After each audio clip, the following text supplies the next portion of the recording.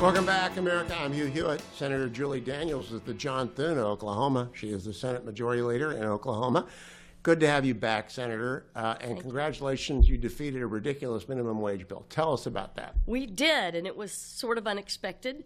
We were organized this time. I have to commend our state chamber for being fully on board with us. And working with our Oklahoma Council for Public Affairs, we managed to raise more money and spend more money than those who were opposed to the question. Of course, we knew the fundamentals were in our favor because it's a very bad thing to do for our economy. But the people were listening, and they did understand that we are on a roll in Oklahoma. Our economy is improving. We are cheaper to live in than most states, and to tie an automatic minimum wage increase every 3 years in our Constitution to the Federal Consumer Price Index would undo all the good that we have worked on in the last at least 10 years. So it was very important that we not hamstring ourselves with this, and the voters did understand that. You know, I was in California a couple of weeks ago, and just in time to see that dozens of Carl Jr.'s franchises are closing because they have a minimum wage that is mandated for restaurant workers, a little bit lower than the state minimum wage. Doesn't matter, they still can't afford to pay it. And so is that what carried the day? The businesses said, there won't be any jobs for a minimum wage. You'll get nothing. Certainly, and certainly you won't get those entry-level jobs that people do need to get on that first rung of the ladder up to economic prosperity. Real killer for small business people. And, you know, rural Oklahoma, Main Street, America, relies on small businesses. And if you hamstring them and make it impossible for them to have a going enterprise in your small rural communities, then you've also further damaged the ability of people to live and make a living and have a good quality of life in rural towns and cities in Oklahoma. So that also spoke volumes, I think, to folks, is that at the end of the day, they're just going to shutter those doors and they'll never come back. So that was another thing that people did listen to. You're in your 10th year. Yes, sir. And you have term limits after 12. Correct. What do you want to do in the final spring? It's a very long list. I've been fortunate to be involved in several reform measures. I've talked to several people here at ALEC already that I've worked with over the years, education choice being a big one, Yep. Cementing the tax reforms and the tax reductions that we've passed, maybe taking our path to zero legislation and giving it even more teeth. Just working on some more lawsuit reform. We've kind of got a list. We're working through that. We have a much friendlier state Supreme Court than we did 10 years ago.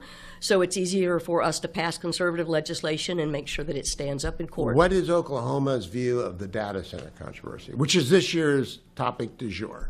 Certainly. It is an issue in some places. It was interesting to me to hear Scott Rasmussen today say that when that is polled, only 1% of people responded that was an issue for them. That spoke volumes to me for those of us. I didn't hear that presentation. Yes, 1%. 1%. That spoke volumes to me because, again, in rural Oklahoma, this could be your ticket to better schools, better roads, more jobs, increasing your population so you have better access to health care because more providers are there. All these things are connected together. And I believe the issues about using water and electricity, those things can be resolved. In Oklahoma, we have passed a behind-the-meter bill so that you can produce your own power if you want to. We know they're already looking at these closed-loop water systems. What does behind-the-meter mean? Does that mean stranded natural gas? You go and you get your own gas and That's right. You can generate yourself, and if you generate more than you need, you can put it on the grid. Oh. But that then takes away that obligation of residential consumers to pick up any of that increased cost. So I think a lot of the issues people are bringing up, the industry is already resolving, and we just need to take a step back and let them show us how they're going to accomplish this, because we all make use of what the data centers produce. We have a very successful Google data center in Pryor, Oklahoma. It's been there for a long time, and it has expanded more than once. And nobody in Pryor has complained about data centers. Yet now, in the rest of Oklahoma, people are raising these questions that really have already been resolved in one of our rural communities. Well, it's a little bit of the issue du jour. And every year I come to ALEC, and there's something new out there, and usually it gets resolved because of model policies that are developed here and then go out to the states that are wrestling with it. Sounds like it's not an issue for Sooners. Well, I think it will be short-lived because, again, the industry is listening. Now, some of these folks didn't get out ahead of the problem, and messaging is very important. And perhaps they assumed that maybe because there was a data center already in Oklahoma that everybody already understood that and they would all be on board.